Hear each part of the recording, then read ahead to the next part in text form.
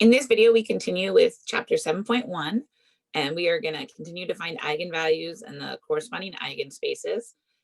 We are going to take a look at eigenvalues of triangular matrices and also what's known as the Cayley Hamilton Theorem. So let's take a look at theorem 7.3. This says if A is an n by n triangular matrix, then its eigenvalues are the entries on the main diagonal. So let's take a look at the proof. If A is an n by n triangular matrix, then lambda I minus A is going to be a triangular matrix, and it's going to have lambdas minus all the diagonal entries. So lambda minus A11, lambda minus A22 through lambda minus A and n on the diagonal. And if you go back to our example we worked earlier, we did see this. When you take a look at the diagonals here, we did see lambda minus diagonal values. So we're not surprised to see this result in the proof of the theorem. Now, in this particular situation, A is a n by n triangular matrix. So since lambda minus A is triangular, its determinant is the product of all the entries on the main diagonal.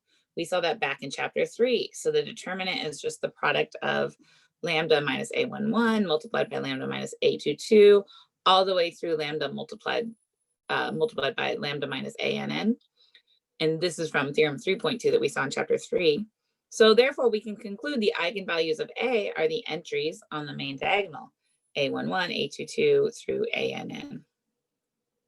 This wasn't true in our earlier example because even though we had lambda minus the diagonal values, we had entries above and below the diagonal, so it wasn't a triangular matrix. So the eigenvalues only equal the entries on the main diagonal when you've got this triangular matrix situation. So let's take a look at an example. We're going to find the eigenvalues of this matrix A, and in this case, this is actually just the diagonal matrix. And so the eigenvalues are going to be the entries on the main diagonal, -6, 5, -4, and -4 by the theorem that we just proved. And you can verify it in SIMPy, so you can type in matrix A, you can ask for the eigenvalues. You can see -4 comes up twice. It has multiplicity 2, so we get -4:2 here. And then if you want to see the eigenvectors, you can see, oh yeah, they just correspond with the basis vectors. If we put them all back together, we get the identity matrix, and there are our eigenvalues.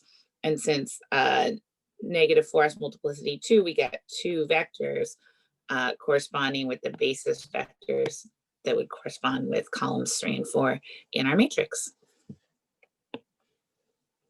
So let's take a look at what's known as the Cayley Hamilton Theorem.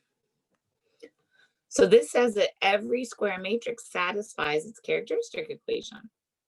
So for example, let's show that this matrix right here, a square matrix of 3 by 3, satisfies its characteristic equation. So the characteristic equation is going to be the determinant of lambda I minus A.